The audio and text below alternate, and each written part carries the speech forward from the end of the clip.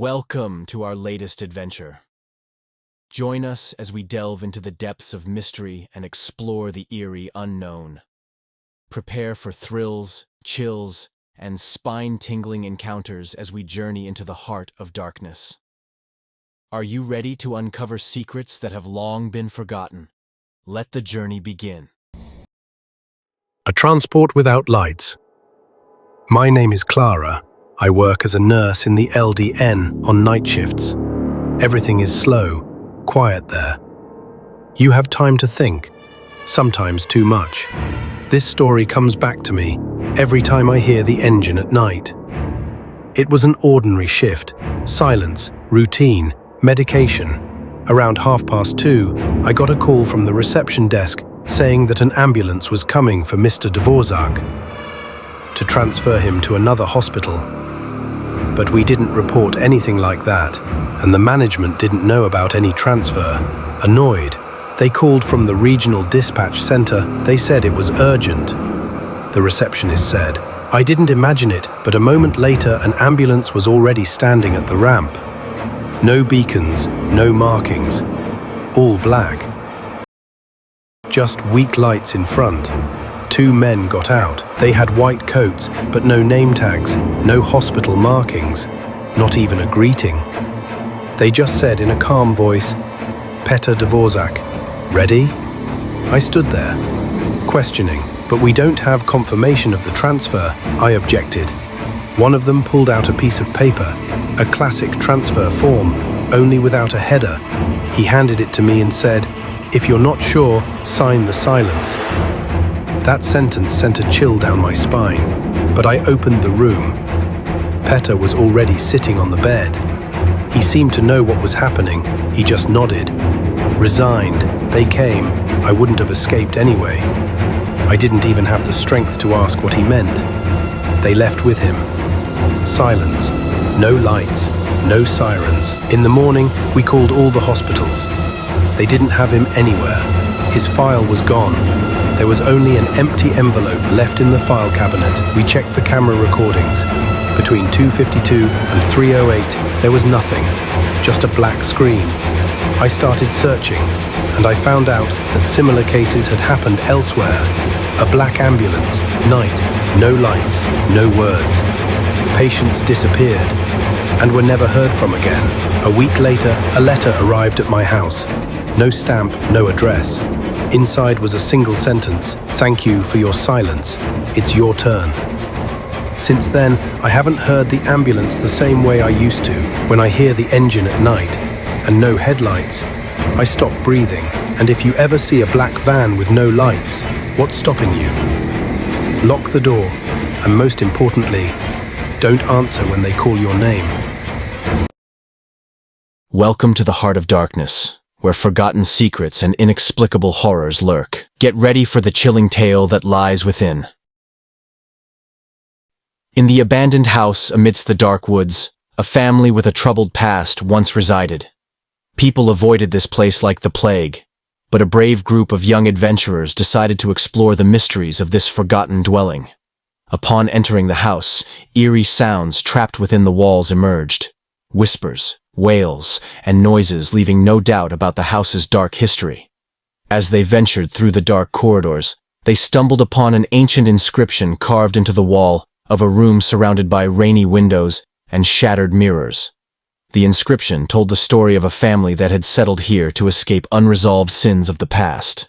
However, their sins haunted them and lamented the suffering they caused. With each moment, the young adventurers read the inscription. It seemed that the dark forces of the house grew stronger and began to pursue them.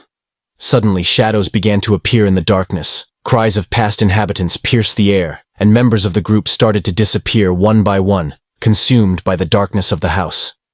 In the end, only one member of the group remained, kneeling before the inscription in the wall, their voice fading into the darkness that engulfed everything around. And so, the mysterious inscription in the wall became a threat to anyone who dared to explore the abandoned house in the woods, and its story remained shrouded in those dark corridors forever. The specter of the abandoned house. In a remote village, surrounded by dark forests, stood an abandoned house, about which dreadful legends were told. Local residents claimed that a peculiar man once lived in this house, practicing black magic and performing infamous rituals. People who dared to enter the house disappeared without a trace, their souls trapped in darkness. One rainy evening, a group of brave adventurers decided to explore the mysterious house. As they entered its cold corridors, they felt as though something was watching them. The walls seemed to breathe, and dark shadows moved around them. Then, they suddenly spotted a sign on the wall. "Beware, those who enter here will lose their souls forever." Nevertheless, they decided to proceed, unaware that there was no turning back. They ventured deeper into the house, surrounded by whispers and dark voices. When they reached the basement, they discovered an ancient altar surrounded by burning candles. There, they saw the shadow of a figure slowly turning towards them. It was the shadow of a man with a peculiar smile, whispering to them, "Your souls now belong to me." At that moment, all the adventurers found themselves trapped in the house, their souls bound to serve as food for the man's demons. Safe light was not to be found. As the adventurers approached, they realized it emanated from the fiery eyes of 3 demons who appeared before them. The demons began to whisper dark spells and surrounded them with their hot breath, which burned everything it touched. The adventurers were ensnared in the evil man's original plan, their souls destined to serve as sustenance for his demons. With no hope of escape, the adventurers found themselves engulfed in the shadow of darkness, lost in the abyss of despair and destruction. And so, the horror in the abandoned house continued, with darkness creeping into every corner, devouring all hope and light. Welcome to another video full of chilling tales. Over the next minute, we'll dive into a dark world of mystery and horror. Prepare yourselves for an intense experience as we explore the eerie story of an abandoned house and its unexpected secrets. Get ready for a spine-tingling journey into the unknown. Let's begin. Once upon a time, on a solitary evening, a young woman named Emily decided to explore an abandoned house near her hometown. She stepped through the dilapidated doors, immediately engulfed by darkness. With each step, she ventured deeper into the heart of the house, feeling increasingly uneasy. Suddenly she heard mysterious whispers, seeming to emanate from all around her. Yet no one was in sight. Despite her trembling hands, she resolved to continue until she reached the attic, where she felt the answer to the mystery of this place might lie. As she entered the dark room, she caught sight of a shadowy figure slowly approaching her. Her heart pounded wildly, and she silently berated herself for venturing here. Try as she might, she couldn't move. The shadow drew closer until it stood right before her. In that moment, a faint beam of light illuminated the figure. It was an old, eerie puppeteer, holding a puppet that bore a striking resemblance to Emily herself. At that instant, she awoke, lying in her room with sweat on her brow. It had all been a dream, but it felt so real. Though she knew it was just an illusion, she couldn't shake the feeling that the shadow of the puppeteer still lingered, watching her. And from that day forth, she avoided abandoned places, dreading what darkness they might hold. Echoes of darkness. In the depths of the forest stood an abandoned mansion, shrouded in mystery and whispered tales of horror. Brave souls dared not approach its decaying facade, for they knew of the sinister secrets it held within its walls. But one fateful night, a group of thrill-seekers ignored the warnings, driven by curiosity to uncover the truth behind the mansion's dark reputation.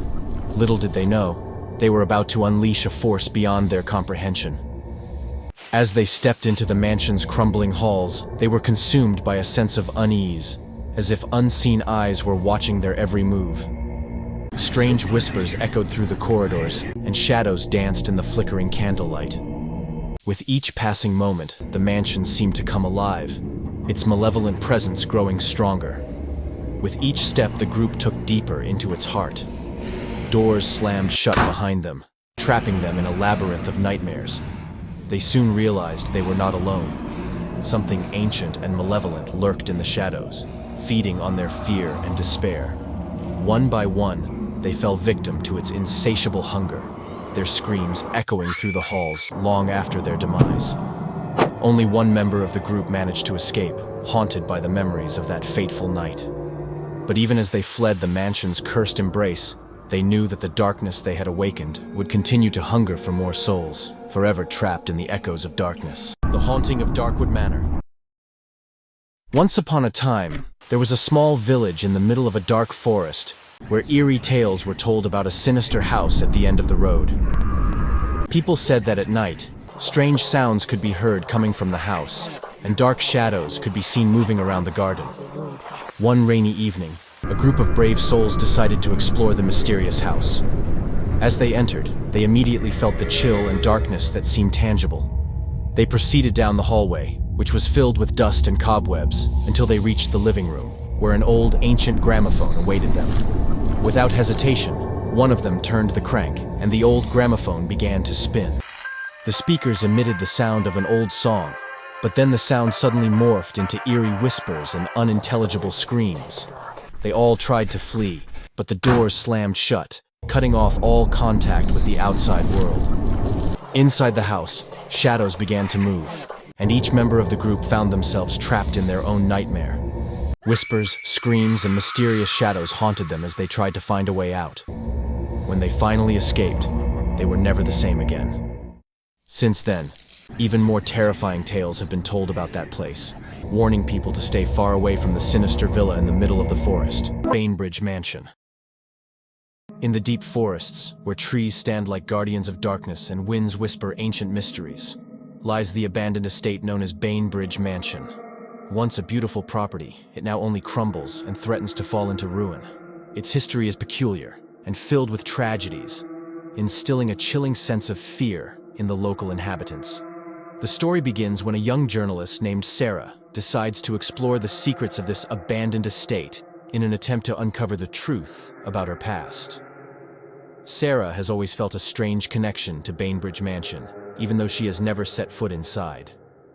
Her family has deep roots in the area, and legends about this estate have shadowed their history. Sarah sets out on her journey deep into the night, when the forests seem darkest and the mysteries deepest. As she approaches Banebridge Mansion, she senses a strange energy lingering in the air, along with the cold touch of the past. As she enters the estate, she feels darkness wrapping around her like a cold mist. The walls speak their secrets. The paintings on the walls seem to witness unknown events, and every step is accompanied by the whispers of the past. Sarah discovers old documents revealing the horrifying secrets of Banebridge Mansion. Ancient murders, unexplained disappearances, and many other gruesome events that occurred within its walls. Her curiosity turns into an obsession, and the desire for truth drives her forward. As she navigates through the halls and rooms, she realizes that the estate holds more than meets the eye. Dark corridors and secret chambers reveal chilling secrets of the past, and Sarah discovers that she is not alone. Ghosts of the past begin to awaken and pursue her. During her journey, she meets other brave explorers, each with their own reasons for venturing into Banebridge Mansion. Together, they uncover the mysteries hidden within its walls and defend themselves against the dark forces trapped within.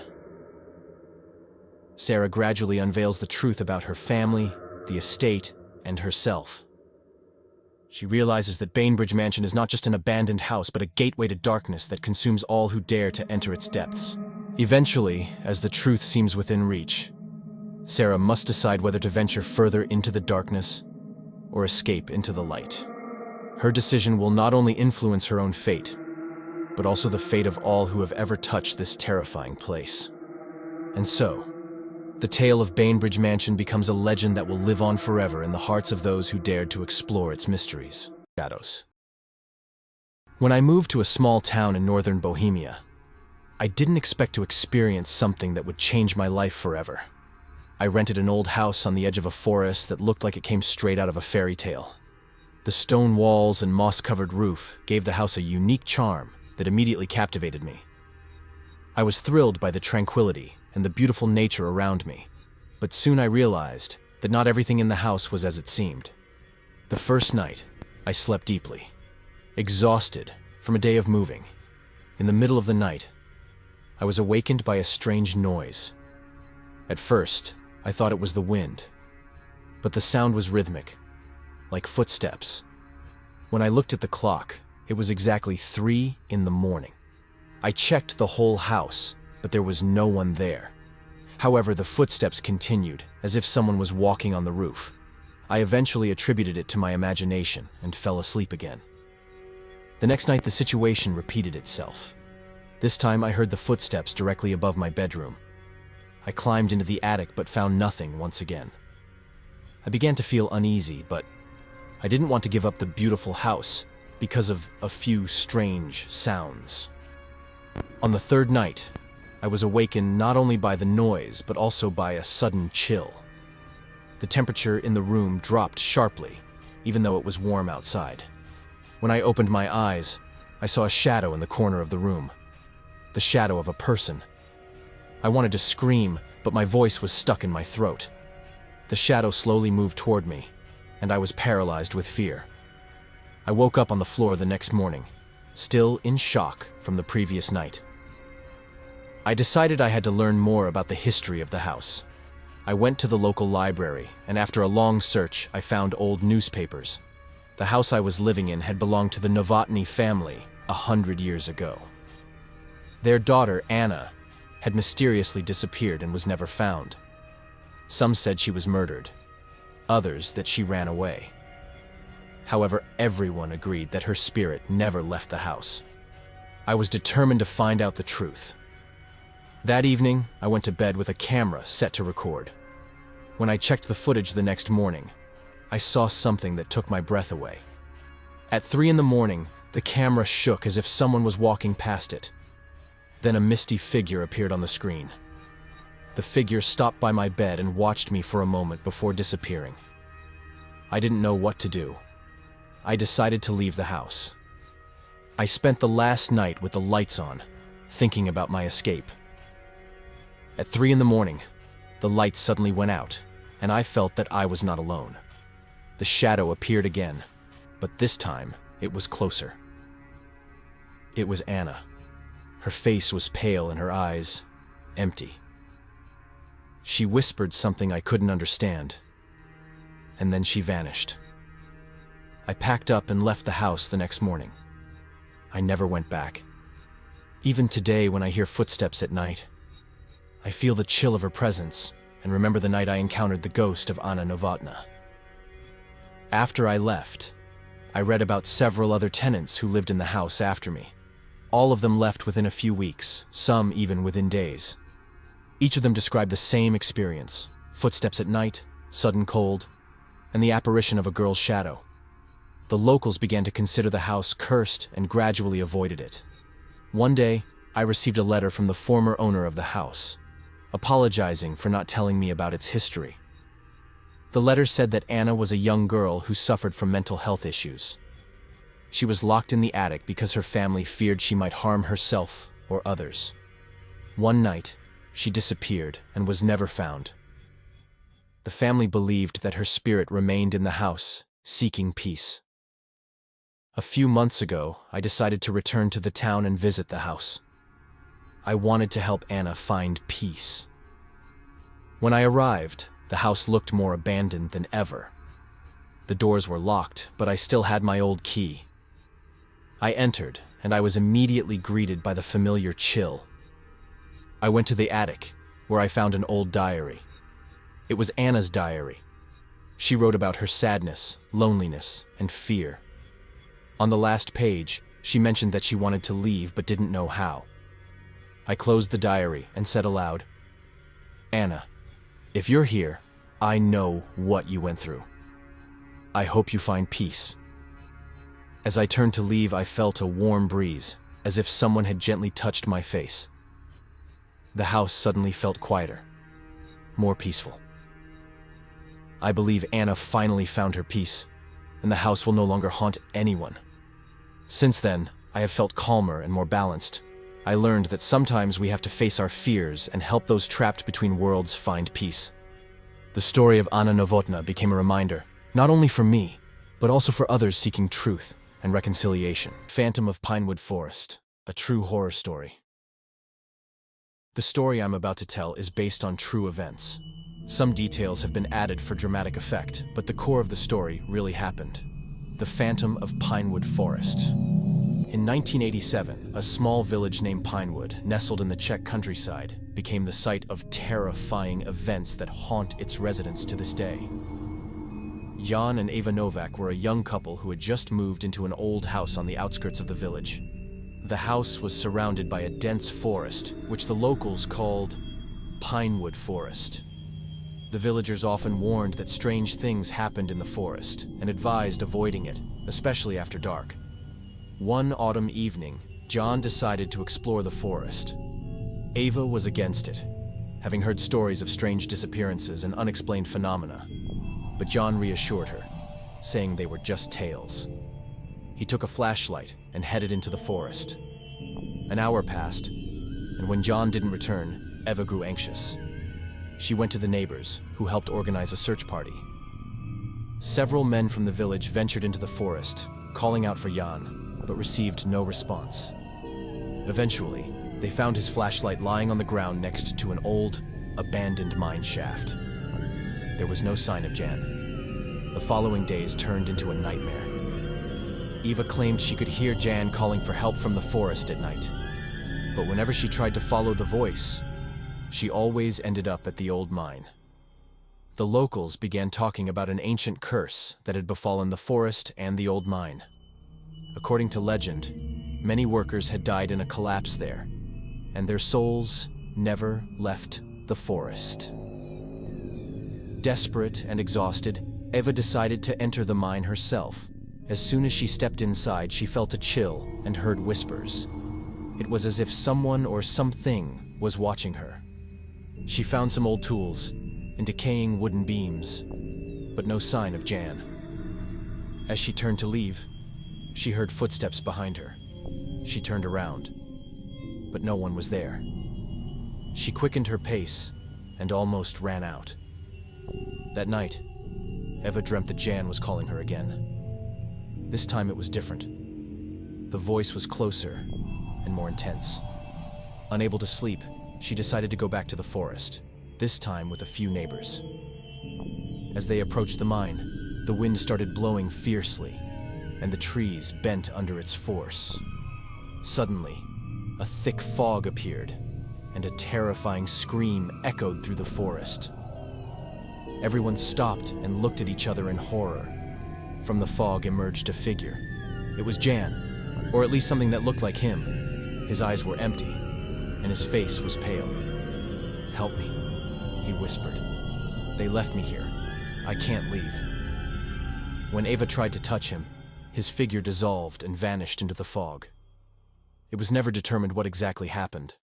The Novak house remained abandoned, and Pinewood Forest became a place everyone avoided. The legend of the Phantom of Pinewood Forest became part of local folklore and is still told around campfires, warning future generations to stay out of the forest after dark. In a small village in the heart of the Czech Republic, there had long been a legend that something dark lurked deep in the surrounding woods. The villagers told stories of mysterious disappearances and inexplicable phenomena that had been happening since time immemorial. It was a place no one dared to venture after sunset. One autumn evening, a group of 5 friends decided to explore the forest and uncover the truth. They were adventurous young people who loved thrills and didn't believe in superstitions. They brought flashlights, cameras, and some supplies with them. Upon entering the forest, they immediately felt a strange chill. The trees seemed darker, and the branches twisted unnaturally. The night was eerily quiet. Too quiet. After a few hours of walking, they came across an old abandoned cabin. It was overgrown with moss, and tree branches were piercing through the roof. They decided to investigate it. Inside the cabin, they found old books, broken dishes, and several old photographs. One of them showed a group of people who appeared to be a family. One of the friends, Tom, noticed that a man in the photo had eyes that seemed to follow whoever looked at him. It was unsettling, but the friends laughed it off. As the night progressed, they decided to sleep in the cabin. They lit a fire and settled around it. When almost everyone had fallen asleep, a strange whispering began. The friends woke up and started looking around. The whispering grew louder, but no one could tell where it was coming from. Suddenly, a scream was heard outside. They rushed out but saw no one. They decided to head back to the village, but the forest seemed different. They kept going in circles and couldn't find their way out. Hours passed, and they grew increasingly terrified. Suddenly, out of nowhere, they saw the figure of the man from the photograph, standing among the trees, staring at them. He was motionless and unblinking. In fear, they started running. After several minutes, they stumbled upon an old, cold grave. The tombstone bore the name of the man from the photograph. As they realized this, they began to hear the whispering again, growing closer. It was the same whispering as before. The man from the photograph now stood right in front of them. The next morning, villagers found only an abandoned cabin in the forest and 5 pairs of shoes in front of it.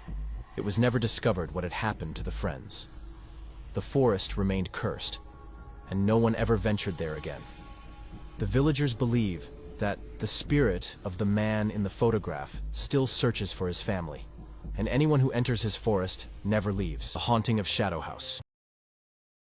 On a chilly November evening in 1997, something happened in a small village in northern Bohemia that forever changed the lives of the locals. This event is etched into local history as the Phantom of the Abandoned House. On the outskirts of the village stood an old, abandoned house, rumored to be cursed. No one could remember exactly when it had been deserted, but it was said that a wealthy family once lived there and vanished under mysterious circumstances. The locals avoided the house, especially after dark, believing that strange things happened there. That November evening, a group of 4 young men decided to explore the mysterious house. They were thrill seekers and enjoyed telling scary stories. It was around 10 o'clock when they arrived at the house. The moon cast a pale light, creating long shadows in the overgrown garden. The house looked eerie and empty, as if it were waiting for its next victims. They entered the house through the back door, which was ajar. They were immediately enveloped by thick darkness and a strange chill. They turned on their flashlights and slowly began to explore the rooms. The walls were covered in mold, and the old wallpaper was peeling off. The air was thick with the smell of damp and decay. After passing through several rooms, they reached a large hall with a fireplace. One of the young men, Peter, noticed an old diary lying on a dusty table. He carefully opened it and began to read. The diary belonged to the daughter of the original owners, who had described strange events occurring in the house. She wrote about voices she heard at night, strange figures appearing in mirrors, and nightmares that haunted her. Suddenly, there was a loud noise, as if something heavy had fallen to the ground. The young men were startled and turned towards the source of the sound. At the end of the hall, they saw a dark figure slowly approaching them. The figure was tall and indistinct, as if shrouded in shadows. All 4 were paralyzed with fear, unable to move. The figure stopped and suddenly began to fade away, as if dissolving into thin air. Suddenly, they all felt incredibly tired and began to lose consciousness. The next morning, villagers found them lying on the floor of the hall, lifeless. No one understood what had happened, but it was clear that something or someone in the house had killed them. Since then, the villagers avoided the house even more than before, and no more thrill seekers were ever seen again. The Phantom of the Abandoned House became part of local legend, and it is still said that at night, strange sounds can be heard from the house, and sometimes dark silhouettes appear in the windows. The villagers believe that the spirits of the original inhabitants still reside within the walls, guarding their home against intruders. Dark Forest, a story based on true events. In a small village in the heart of the Czech Republic, surrounded by dense forests, lived a young family. Jana and Tomáš with their 2 children, 8-year-old Peter and 5-year-old Anna. When they moved into an old house on the edge of the forest, they felt they had found their place for a peaceful and happy life. The house was old, with creaky floors and high ceilings, but it had its charm. Soon after moving in, Jana noticed strange noises coming from the forest at night. She thought it was just the forest animals and didn't pay much attention. One night, when Tomáš was working late, Jana heard footsteps on the porch. She went outside but saw no one. Curiosity led her deeper into the forest, where she discovered an old, abandoned chapel. The door was ajar, and a faint candlelight flickered from within. Inside, she found strange symbols etched into the floor and an old, dusty diary in the corner. Shauna took the diary home and began to read through it. She discovered it belonged to a woman named Clara who had lived in the same house over 100 years ago. Clara wrote about dark forces inhabiting the forest and the rituals she had to perform to protect her family. From that moment, strange occurrences in and around the house began to escalate. Footsteps echoed in the hallways at night, doors opened and closed by themselves, and peculiar stains appeared on the walls. Peter and Anna started having nightmares and complained about seeing an old woman standing by their beds at night. One night, during a violent storm, Jana discovered the children were missing.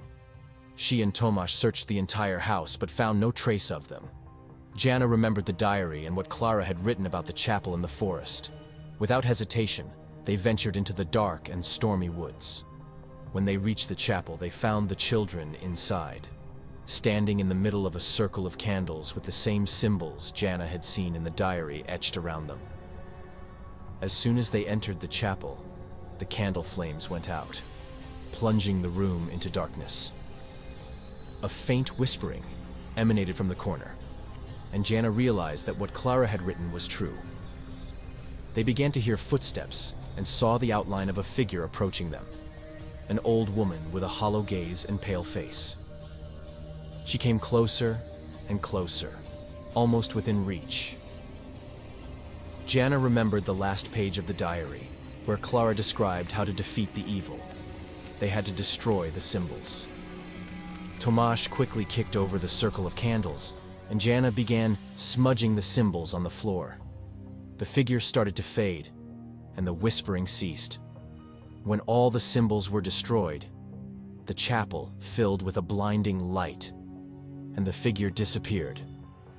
The family returned to their house, which was now peaceful. Jana burned the diary, hoping to end the dark legacy surrounding their home. From then on, they never heard strange noises at night, and life returned to normal. But occasionally, when the wind blew just right, they thought they could hear faint whispers from the forest, reminding them of the horrors they had faced. A house on Cemetery Street. In 1984, the Novak family moved into an old house on Cemetery Street in a small village in the Czech Republic. The house was built in the 19th century and had long been vacant. The villagers claimed it was cursed, but the Novaks were skeptical and saw only historical charm in it. The first night the family settled in, they heard strange noises coming from the attic. Mr. Novak attributed it to the old wooden ceiling expanding and contracting. However, the noise intensified every night, and the family began to hear whispers, footsteps, and sometimes even screams. One evening, as Mrs. Novak was putting the children to bed, she noticed that one of the children's rooms was unusually cold. Despite it being summer, the windows were closed. Suddenly, she saw the shadow of a figure standing in the corner of the room. When she turned on the light, the shadow disappeared. She calmed the children and told herself it was just her imagination. A few days later, the family decided to look at the old documents they found in the attic.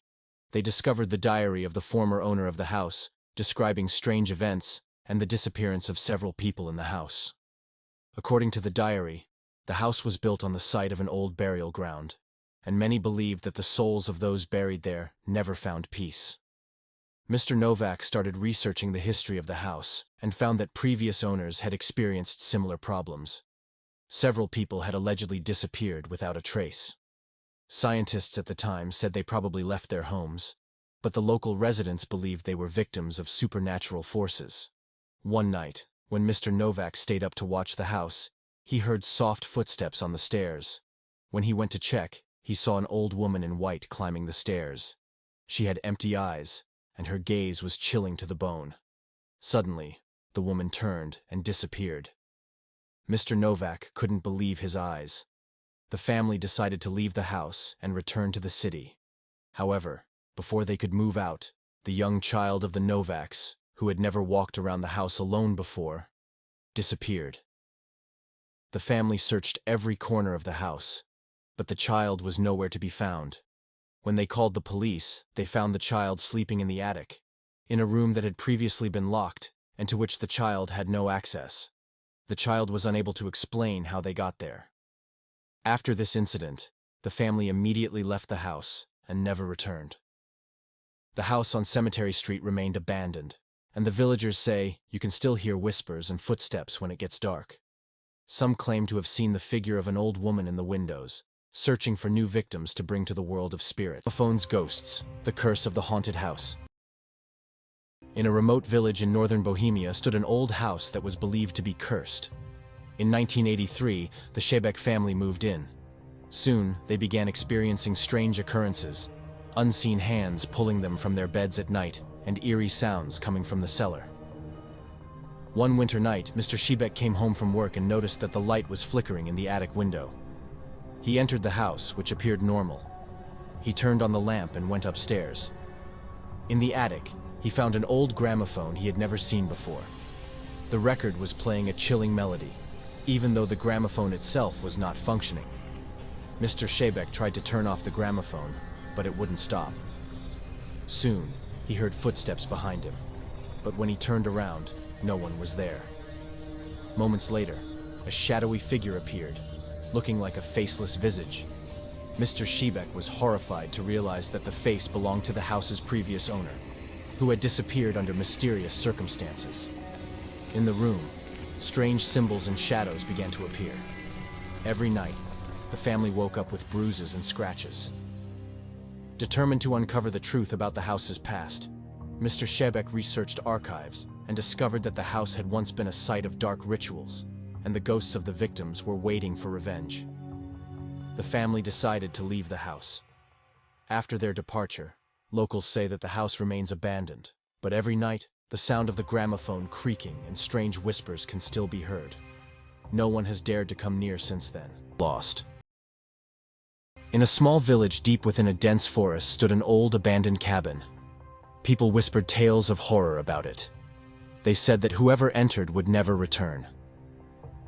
The main character of the story is Anna, a young woman who, her brother, decided to uncover the truth about his disappearance. Her search led her to that very cabin. One night, Anna decided to step inside. The door creaked, and the sound echoed throughout the forest. The cabin was full of dust and cobwebs, but something compelled her to keep going. Inside, she found an old journal that belonged to her brother. The journal described how he was being pursued by a dark force that drew him deeper into the forest. As soon as Anna finished reading the last page, she heard scratching at the door. Her heart pounded wildly. When she opened the door, her brother stood outside, or what was left of him. His eyes were empty, his body twisted at unnatural angles. He began to move toward her, slowly and relentlessly. Anna tried to run, but the cabin seemed endless. Every door she opened led back to the same room. She felt a chilling cold in her veins as something grabbed her ankle. She pulled her leg, trying to break free, but it was in vain. A hand emerged from the darkness, pulling her down. Anna screamed, but no one heard her. The cabin swallowed her whole. The next day, the locals found the cabin empty, with no sign of Anna. Only her brother's journal lay on the table, open to the last page, where a single word was written: forever. Woods. Preview.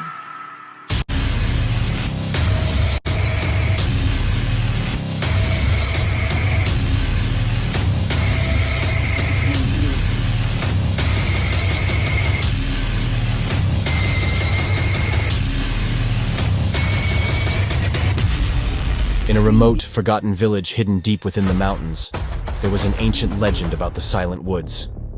The villagers, bound by generations of superstition, knew better than to enter the forest after dark. They believed the woods were cursed, a place where the spirits of the lost and the damned roamed freely.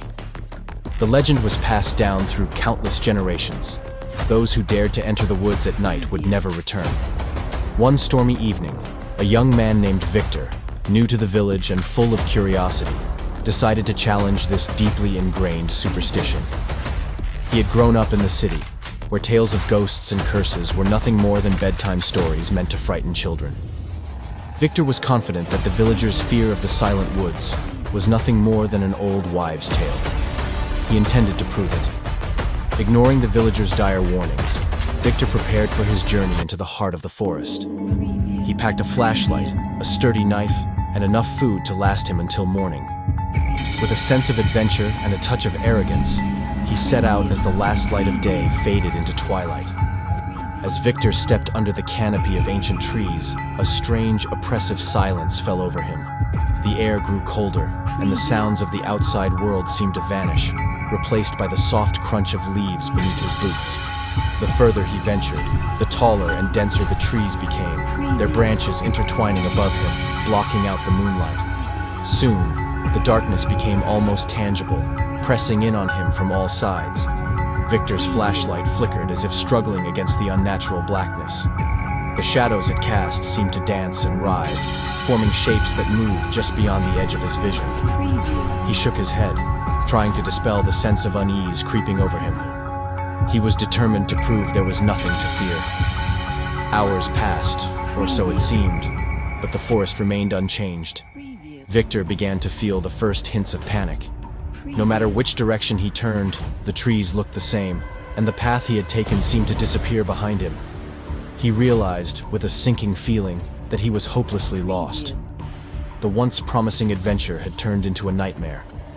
The silence grew more oppressive, and Victor became aware of faint, distant whispers carried on the wind. At first, he thought it was his whispers of the hillhouse.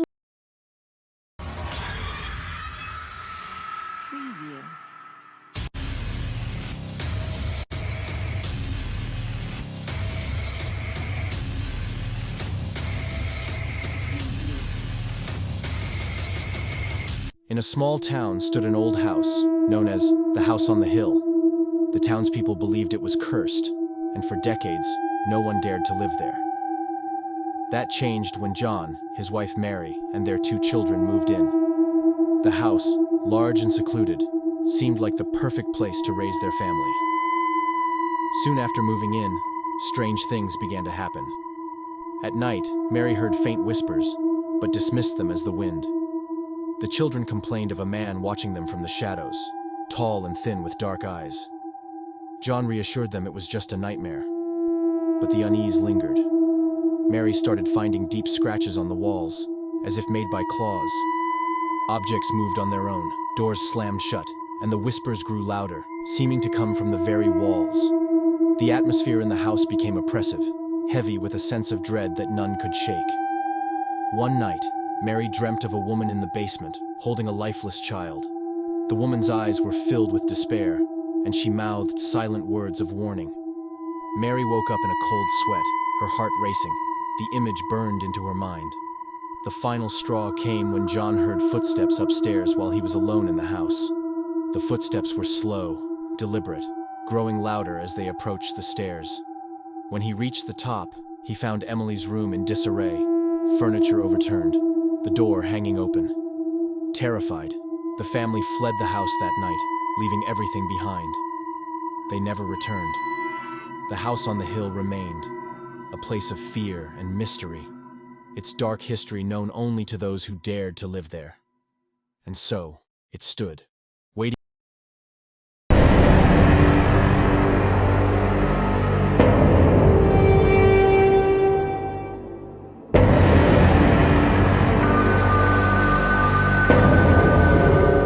Whispers in the basement, the haunting that never ends.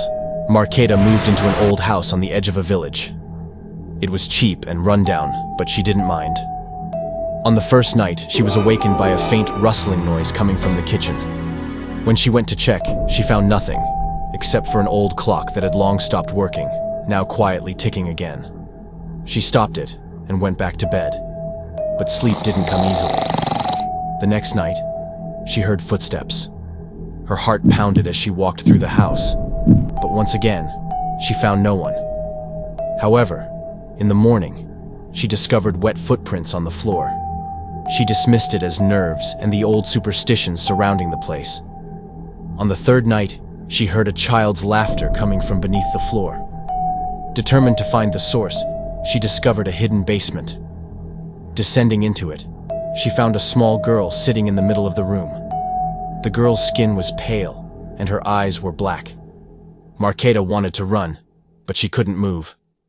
The girl began to approach, her nails scraping the floor as she whispered, "Why don't you want me?" Suddenly, Marketa woke up on the living room floor, trembling. The house was in disarray, books and furniture scattered everywhere. She noticed a new portrait hanging above the fireplace. It was the girl. Marketa didn't hesitate. She fled the house. The house burned to the ground shortly after. Later, she saw a photo of the fire in the newspaper, and in the middle of the ruins stood the girl, her black eyes staring directly at her.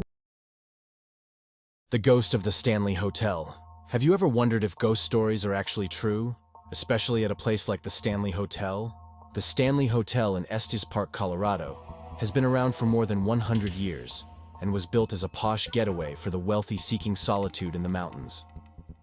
As the years passed, however, occupancy declined, and by the 1970s, the Grand Hotel had fallen into disrepair. It was around that time that famed author Stephen King spent the night there and was inspired to write the book, The Shining. The book and blockbuster film helped return the Stanley to its former glory. Now, guests come in droves to see the hotel that inspired one of the scariest horror movies of all time. Given its history, it should come as no surprise that many visitors report strange happenings. Aware of the ghostly rumors, Texas resident Henry Yao booked a last-minute getaway in April of 2016 to check it out. After arriving, Yao had dinner, then wandered around the Stanley to take photos. Stopping at the staircase, he waited for people to clear the area, then took a picture, thinking nothing of it. Later that night, however, Yao fell seriously ill. "I felt really sick. I had the shivers. I was like, something's really wrong," he tells Today.com. His companion suggested he go to the emergency room, but Yao refused. On the trip home, Yao began swiping through the photos he'd taken when he discovered what he said was a really strange image of someone standing on the stairs. Except no one had been there. The next day, he posted the photo on Instagram, half joking that he'd captured a ghost, and the world took notice. Almost overnight, Yao found himself in the limelight with his ghost picture warranting attention from global media outlets and paranormal experts who wanted to examine the photo. Some experts say that there's two ghosts, and other people said that the reason I got sick is because the ghost was trying to materialize, taking energy out of me, he said. There's so many theories about this. And what does Yao think? "I have no idea," he says with a Horror Story Top 1. Jared Coker is an urbex adventurer who fearlessly explores eerie, forgotten places, from decaying hospitals to abandoned military bases. His YouTube videos stand out for their authenticity, capturing real moments of suspense without dramatic effects. With each step, Jared uncovers the hidden stories of these haunting locations, while respecting the core rule of urbex: take nothing but pictures, leave nothing but footprints. What makes his videos so captivating is the real tension that builds as he ventures deeper into the unknown. If you're drawn to genuine, spine-chilling explorations, Jared's channel is a must-watch. Jared Coker steps into an abandoned factory, its walls bearing witness to a long-lost era.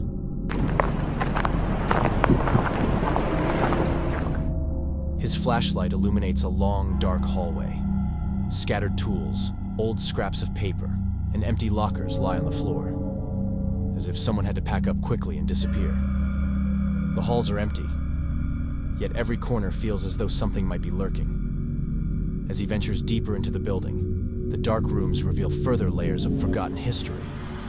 Strange inscriptions and symbols appear on the walls, carved in a shaky hand, perhaps hidden warnings or messages from those who once worked here. When Jared steps into the main hall, a vast, empty space, he senses he's being watched. Silence surrounds him, but it's a silence that... Back into this corner, my first visit here.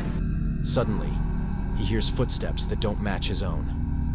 At first, they're distant, but they're closing in fast. His heartbeat quickens as he tries to stay as quiet as possible, but it's too late. A harsh flashlight beam catches him from the other side of the room. He finds himself face to face with a figure whose gesture makes it clear he has no way out.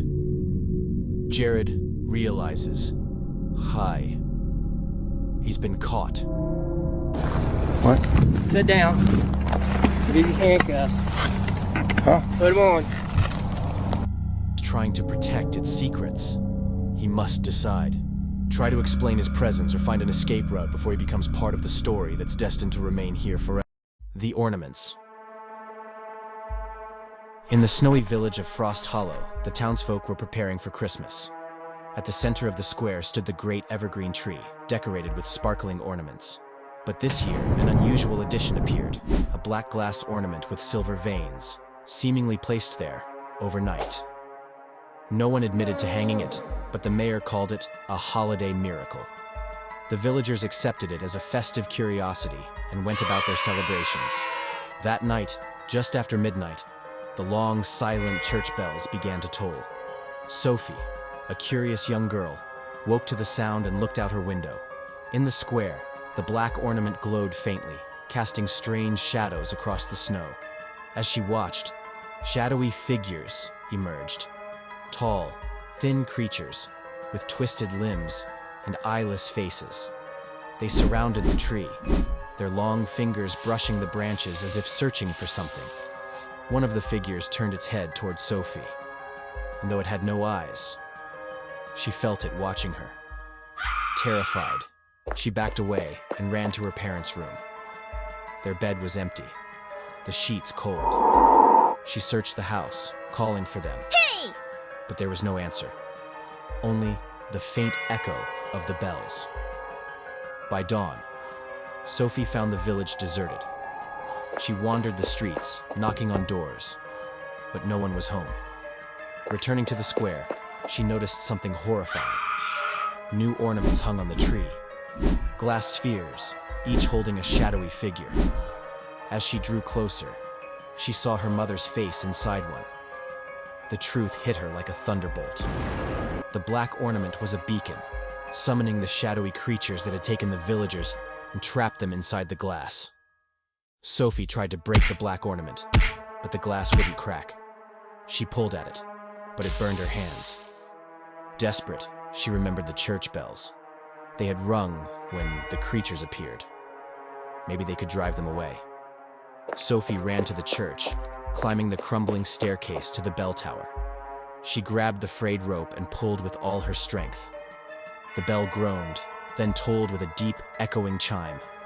Outside, the black ornament began to crack, and dark smoke poured from it. The ornaments holding the villagers glowed faintly as the figures inside stirred.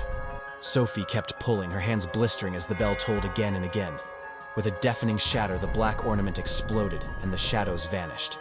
One by one, the villagers emerged from their glass prisons, confused but unharmed. The townsfolk would burn the Christmas tree that day, swearing never to decorate another. As for Sophie, she left Frost Hollow when she grew up, but the memory never left her. Every Christmas Eve, she could still hear the faint echo of the bells in her dreams, and she couldn't shake the feeling that the darkness wasn't gone forever. Not every ornament is meant to bring joy, she would whisper, staring into the winter night. Shadows outside the window. It was winter, January 2nd. The city had fallen silent, except for the occasional crackling of frozen branches or muffled footsteps in the snow. Teresa, a 16-year-old girl, was left home alone. Her parents had gone to visit relatives in a neighboring town, but she didn't want to go. She preferred to enjoy a quiet evening with a book and a cup of hot tea. As she sat down by the window to look out onto the quiet street, she noticed something strange. On the corner, under an old lamp, a figure stood motionless. It was tall, wrapped in a coat, and its face was lost in the shadows. Teresa squinted her eyes, but the person didn't move. After a while, she thought it was just a passerby, maybe someone waiting for a car or a friend. But there was something strange about the figure. It didn't move even after a few minutes. It didn't look away. It seemed to be looking straight at her house. Teresa closed the curtains, tried not to think about it, and returned to the living room. She turned on the television to distract herself from the unpleasant feeling, but she still felt like someone was watching her. After half an hour, she went to look at the window again. This time, the figure was closer, standing right in front of her fence. For a second, panic seized her. She quickly locked the door, checked the windows, and tried to calm down. It's just a coincidence, she thought to herself. However, when she stood at the window for the third time, the world outside looked different. The street, previously illuminated by the orange light of the lamps, was dark. The bulbs had gone out. An unnatural silence spread outside. There was no wind, not even the crackling of snow. And what was most frightening, the figure had disappeared. Teresa breathed a sigh of relief, but only for a moment. She began to notice strange details. A faint scratching sound came from the kitchen, as if something was touching the wall. Then she heard footsteps, right on the porch. Maybe it's just the wind, she thought, even though she knew wind couldn't have footsteps that heavy. She tried to call her mother, but her phone didn't work. No signal. When she tried again, instead of a ring, she heard only static. Suddenly there was a knock. Soft, intermittent, but urgent. It was coming from the kitchen window. As Teresa got closer, she saw something that froze her blood. Someone pressed a hand against the glass. It was pale, with long nails, as if it belonged to someone who had never been out in the daylight. She quickly ran to her room and locked the door. The entire house suddenly went dark. The lights flickered on and off. There was only darkness. From the hallway beyond the door, she heard soft footsteps, accompanied by occasional knocks on the walls. "Who are you?" she cried out desperately, but there was no answer. Instead, she heard deep, whispering sounds. They didn't make sense, but they sounded like something old, ancient. In the morning, when her parents returned, the house was deserted. All the doors were locked from the inside, but Teresa was nowhere to be found. Her phone was on the table, its display showing a single message. "They're watching you. They're still watching you." The police found footprints in the snow around the house, leading to the woods. But they disappeared in the middle of the clearing, as if the person who left them had simply ceased to exist. A few weeks later, neighbors began talking about strange phenomena. Someone saw shadows moving between the lamps. Another heard footsteps on the porch, even though no one was there. And one elderly woman swore that at night she had seen a tall figure on the sidewalk, not moving, looking directly at her window. To this day, no one knows what happened to Teresa. But people on her street no longer close their curtains. They are afraid that if they did, they might miss who was looking into their house. Last footprints in the snow. It was deep winter. The moon illuminated the forests, and the frosty air drew frosty patterns on the windows. Clara, a 20-year-old student, was returning from a visit to her aunt in the countryside. Normally, she would only choose to travel through the forest during the day. But she had stayed longer than she had planned, and now she was faced with a chilly and restless night journey home. The forest she had to pass through was famous for its legends. The locals whispered among themselves about mysterious disappearances and strange sounds. Clara did not believe these stories, but as soon as she stepped onto the path leading through the trees, she felt herself shivering, not only from the cold, but also from the silence that reigned around her. The snow crunched under her boots, the only sound in an otherwise still world. After a few meters, she noticed that her own breath was creating a vapor that seemed to linger in the air longer than it should. She looked around, but all she saw was trees shrouded in a blanket of white. Then it came, the faint tinkling of a bell. She stopped, straining her ears. The sound was faint, as if coming from afar, but it was perfectly clear in the silence of the forest. Clara muttered to herself, "It must be some bird or animal." Yet her steps quickened. After a moment, she looked back. The tracks in the snow she had left behind were gone. The path behind her was untouched, as if she had never walked this way. Her pulse quickened. She tried to rationalize it. Perhaps the wind was blowing. Perhaps the snow had settled again.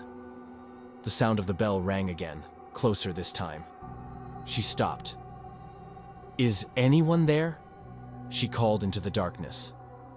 Her voice was too faint, swallowed by the thick winter fog. There was silence, but something inside her made her turn.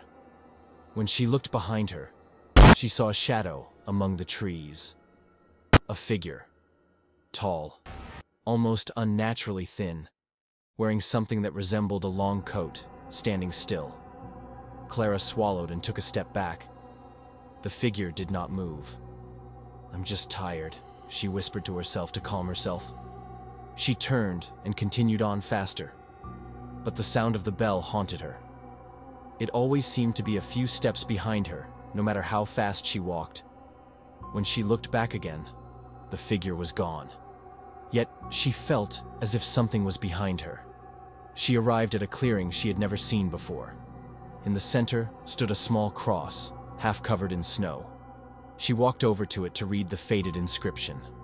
Marie, 1897. Rest in peace. Clara wasn't sure why the sight of the name struck her. She felt it sounded familiar, as if she had heard it in a story long ago. Suddenly she felt the atmosphere change. The forest seemed quieter, darker, and the chill penetrated deeper into her bones. The bell tinkled right behind her. When she turned, the figure was there, closer this time. Tall and slender, her face shrouded in shadow, her eyes two black voids. Clara felt an incredible cold, as if all the warm air had drained from her body. She tried to scream, but her voice failed her. The figure raised its hand and rang the bell. The sound was deafening, as if it were coming from all directions. Clara took a step back and bumped into the cross. At that moment, she noticed that the figure wasn't moving, just standing there, watching her. Clara ran. She ran until her heart was pounding so hard she felt like it was going to jump. The clearing disappeared behind her, but she could still hear the bell. When she stopped, the forest looked different. The trees were closer together. The path disappeared. She was lost. She started to call for help, but her voice faded into the fog. The bell now rang continuously, as if it were coming from all directions. Then she noticed her footprints. They were all around her, overlapping, crossing, as if she had been walking in circles for hours. When she turned, there she was again. The figure.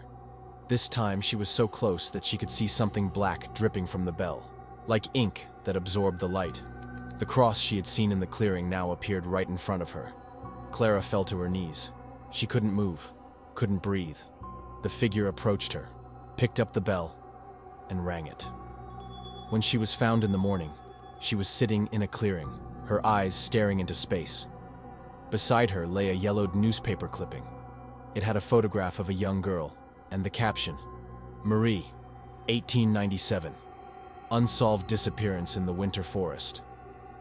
Clara never woke up. And the ringing in the forest? It is said that it still rings occasionally when winter approaches. Bloody game on the farm.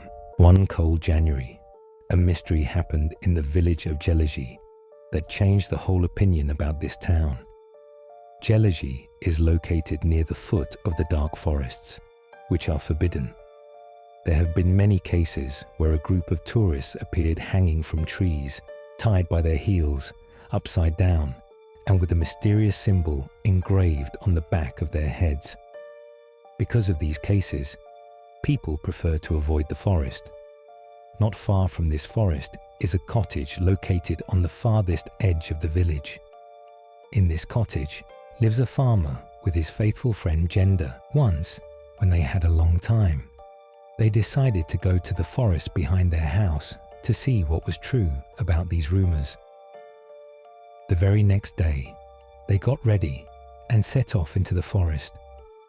The trees that started the forest were depicted like any other, but that couldn't be said about the feeling they were experiencing. It was unbearable. His partner, who had stepped into the forest first, felt weak, and after a few steps was already lying on the ground. The farmer immediately ran up to him and began to shake him mercilessly. "Wake up! What happened to you?" he cried hopelessly. The young man didn't answer and didn't even move an eyebrow. Then the farmer tried to pull him, but he couldn't. He put up too much resistance. At that moment, strange human, terrifying voices began to come out of the forest. The farmer was frightened, and because of that, he tried to run out of the forest as quickly as possible. He finally succeeded, after countless falls. He ran to the settlement and gave a report about his experience and how he urges them to come and help him and the young man. A few volunteers are found, and they head back into the forest. There they search for his friend, but he seems to have vanished.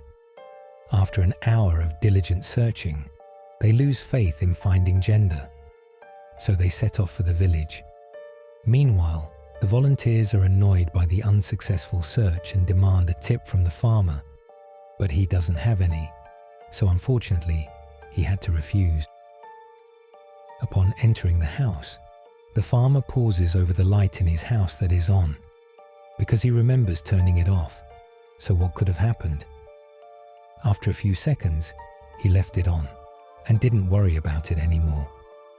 When he crossed the threshold, he realized that Gender was now standing in front of him. The farmer immediately jumped up to hug him in a friendly way, but he just stood there coldly, expressionless. This surprised the farmer, and he went to the kitchen to offer him something that could make him feel better. Mood. But what happened? The moment Sedlak turned to Gender, the young man regained his composure and punched him in the back. Sedlak did not expect this, and therefore fell to the ground. The young man then released gas from the container he was holding and struck it with a match, and then quickly ran away from the house. The house exploded behind him, leaving only pieces of wood and concrete. The friend quickly ran into the forest because people began to gather around the house so that he would not be seen. The village mayor investigated the case, but they did not find the perpetrator. To this day, no one knows where Gender ran away to. I was called to clear the roof of an old house, but something was wrong. What I saw will stay in my head forever. A job that ended in a nightmare. Last summer, I got a job through an acquaintance in a former furniture showroom. It wasn't a typical store. The building had been out of business for several years. But inside, there were still hundreds of pieces of old furniture that someone wanted to finally sort through. My task was simple. Take pictures, describe and write down what could still be offered for sale. The first day was strange but not unpleasant. The sample room was large, windowless. What was strange was that some things seemed incomplete. For example, a bed with a hole in the middle, about the size of a human head, and a wardrobe that looked ordinary until it was opened. The inside was lined with mirrors, including the floor. The next day, I noticed that a few things were different. The chair I had photographed against the wall the day before was facing the room. I guess I did it unnoticed. That evening, I was looking through photos from work on my phone. I stopped at one. It was a photo of an open wardrobe, the one with mirrors inside. In the picture was me, of course, looking at myself. But there was another reflective body, in profile, invisible in real life, but clear in the photo. Not like a person, more like a shape that resembles a person. I deleted the photo. I told myself it was a light reflection, but the next day I started to notice other things. Wardrobe, the mirrored one, no longer showed my reflection correctly. When I raised my hand, it moved in the mirror with a delay, sometimes not at all. And then I noticed this. The wardrobe had a small, tiny handle on the inside. It hadn't been there before. That day I decided to quit. I left my keys in the lobby and left. I didn't look back, but at home, and automatically took out my phone to check the photos from the last day. There were none. No clues, no evidence. Just one photo of the closet, blurry, almost black. I found a hidden door in my basement. I wish I had never opened it.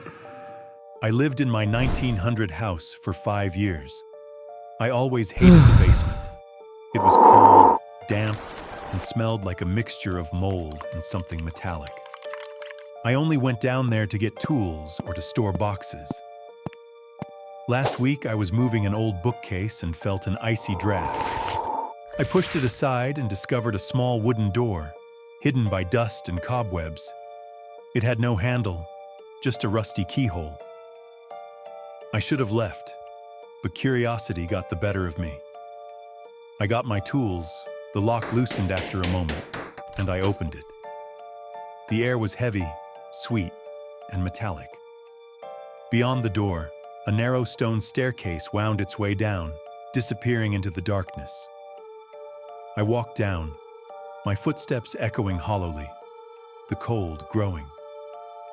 At the bottom was a round room made of old stone. In the middle, an ancient well without a rope or bucket. On the walls were dozens of engravings of a single sentence: "Don't look down." At that moment, there was a soft splash. The flashlight blinked and went out for a moment. In the darkness, I heard a whisper, "Help me." It sounded desperate, not threatening. I approached the well and shone the light inside. The water was black and calm, then rippled. A pale head slowly emerged from it. Large, round, lidless eyes stared at me. The smile was unnaturally wide, full of long, needle-like teeth. "Help me," it repeated. I don't remember the next few moments. Suddenly, I was in the kitchen, the cellar locked. Since that night, I've heard scratching under the floor. Yesterday, I found wet footprints leading from the cellar to the bed. Now it's not begging anymore. It's laughing. We never planned to enter here, and what we found immediately scared us. TP Urbex is a channel that reveals places most people never see. This rink was once alive, kids skated, crowds cheered. Today, there's only silence, cold, and decay. TP Urbex's style? Suspense, mystery, and realistic footage that draws you in. And this is where their most terrifying story begins. Nothing moved, just ice and silence. But you sense that all is not well. Their videos are not just about places, but about a feeling. The tension is palpable. Then we heard a step, just one. We turned the camera, and a figure flashed around the corner. Typical of TP Urbex, always something extra, something unexpected. Our hearts were pounding. The ice beneath our feet seemed fragile. Every move was a risk, just the way their fans love it, authentic tension and realism. TP Urbex doesn't just show places, they show stories, atmospheres, and moments that you would never experience yourself. And this ice rink is a perfect example. Goodbye. And only when the camera caught the tremor did we understand that they were not alone. Hearts were pounding, every step was a risk, and the shadow was getting closer. That's exactly the feeling why we watch their videos. Suspense and realism, until the last second. And now the question for you. Would you dare to enter? Or would you run away before the lights go out? Goodbye. If abandoned places and authentic suspense appeal to you, TP Urbex is a channel you can't miss. The Amityville Haunting, a true story that will keep you up at night. In 1974, a horrific tragedy shook the small town of Amityville, New York. Ronald DeFeo Jr.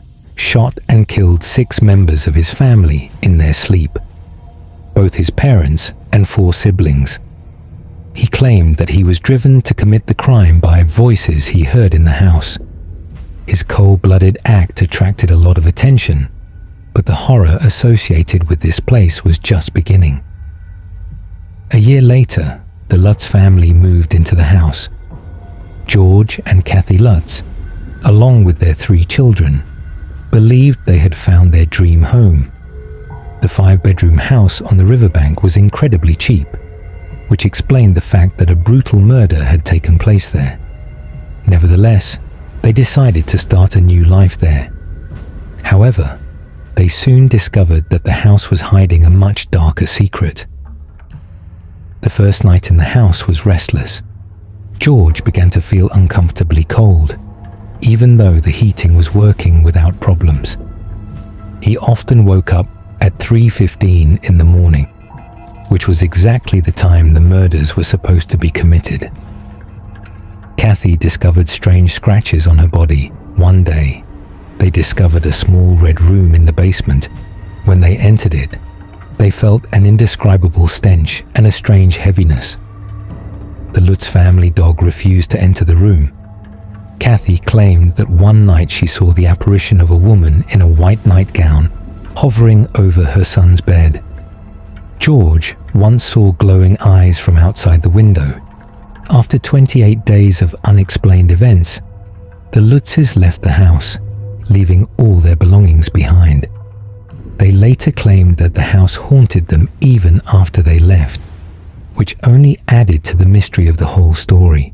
Horror found on Reddit. I manage a house where every tenant disappears after 1 month. The third tenant was a pale guy, tattoos all over his arm, and a large piercing in his ear. He looked sick and walked slowly.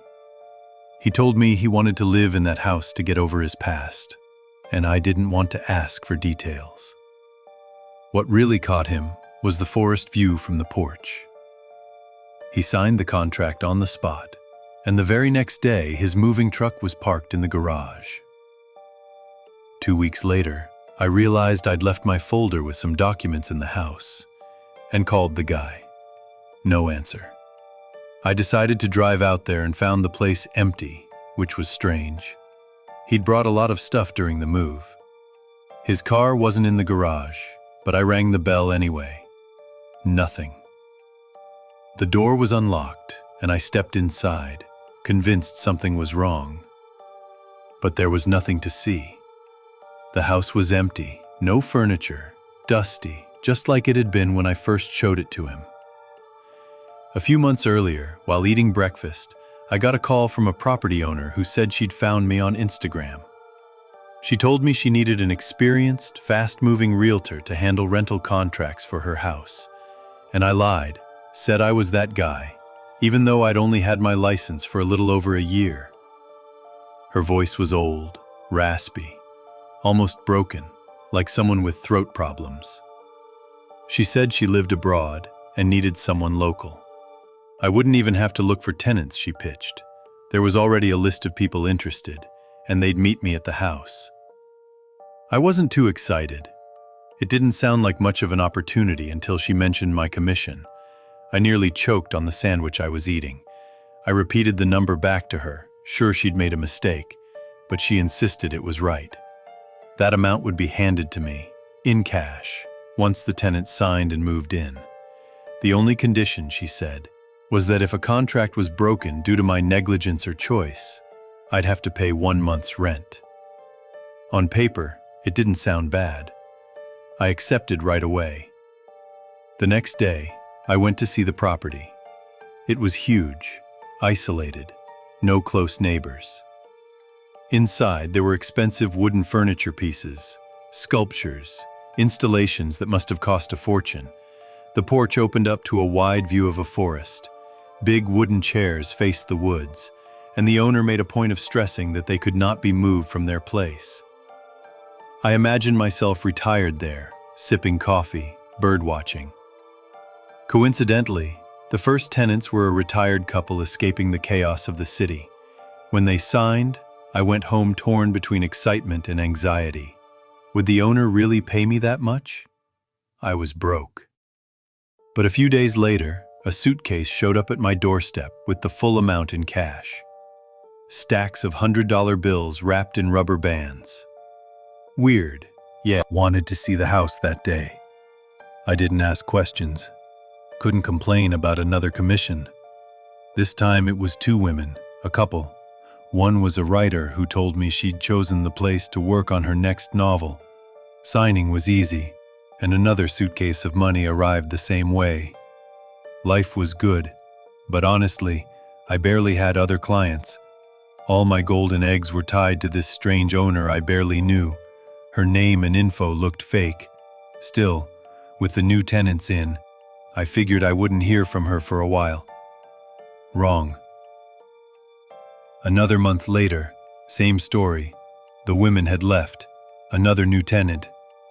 I was happy but suspicious. Why did everyone leave that house so quickly? Curiosity got me, so I called one of the last tenants. The number didn't exist anymore. I tried the old couple too. Same thing. After the third tenant, I tried to forget it. Not my problem. Who cared if they stayed or left? My fat commission was all I needed. Then, like clockwork, a month later she called again. This time she sounded excited. Said the new clients were special, and she'd pay me double. I thought about asking questions, but double was too good. That kind of money could help me put a down payment on an apartment. I drove to the house determined to sign as fast as possible. I got there early and snooped around. No sign of anyone ever living there. Not even a pin dropped during moving chaos. Nothing. When the bell rang, I opened the door to a young couple, holding a newborn baby wrapped in a blanket. I showed them the house, my stomach churning at what I could be part of. And of course, they loved it. The dad talked about how his kid would grow up running in the fields, exploring the forest, the childhood he never had. They signed right away. My hands were shaking when I handed over the paper. The next day was supposed to be their move-in. I went home and couldn't sleep. Tossed and turned, thinking I might be helping some crime happen. Around 1 a.m., I gave up and drove back to the house. I needed to check everything with my own eyes. I searched every corner, bedrooms, closets, everything. Nothing. But I'd seen 3 moving trucks unload here. Not a single mark on the floor. Impossible.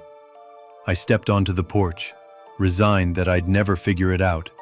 Sat on one of those big wooden chairs, thinking what I might have missed. That's when I saw it.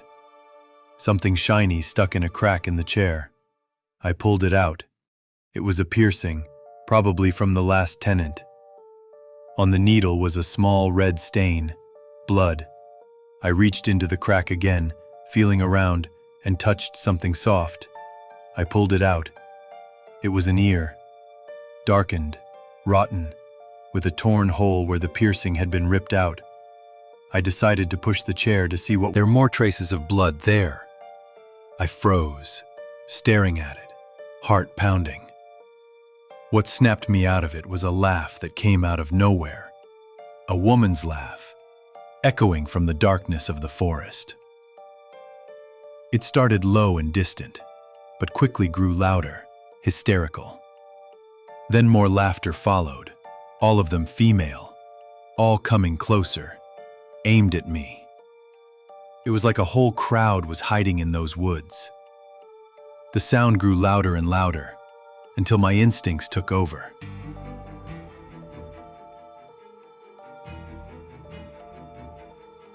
Soon after, the owner called me again. I didn't pick up and blocked her number. But the calls kept coming, from all sorts of different numbers. I answered one, and it was her voice, angry. "You broke our pact. The rent will be collected at the end of the month." She kept repeating it, and I hung up every time. I went to the police. They went to the property, found nothing, then came back pissed because I had wasted their time. There were no ears, no marks, no nothing. Today is the 23rd, and next week the month ends. I keep wondering if I did the right thing, if maybe I should have just carried on with that commission. Every day that passes, I feel the panic building. My phone is always turned off, and I've rented a room in a roadside hotel outside the state. But even here, every night, I dream of that laugh. Deep within the heart of a dense forest stood an abandoned cabin, shrouded in dark legends. A group of adventurers set out to explore this ominous structure and uncover its secrets. As they stepped inside, a chilling breeze of darkness greeted them, seeping into their bones. Every footfall within the cave in accord with the creaks and groans of agate timber. They ventured down corridors cloaked in shadows and musty air. Suddenly, a faint whisper filled the air, seemingly close yet impossible to pinpoint. As they explored room after room, they encountered scenes of terror, blood-smeared walls and contorted shadows that seemed to mimic their every move. Each adventurer felt the icy fingers of dread coiling around their hearts. Suddenly, a sharp sound reverberated from above, nails scraping against wood. They looked up to see a gaunt figure dangling upside down, a malevolent grin etched upon its face. Its eyes, endless abysses of darkness, ensnared anyone who dared meet their gaze. In that moment, they realized they were not alone. They were trapped in a dark labyrinth of horror, where every step brought imminent danger. Their only hope of survival lay in unraveling the cabin's secrets and escaping this abyss of despair. But was it already too late? Or would they manage to flee this realm of terror?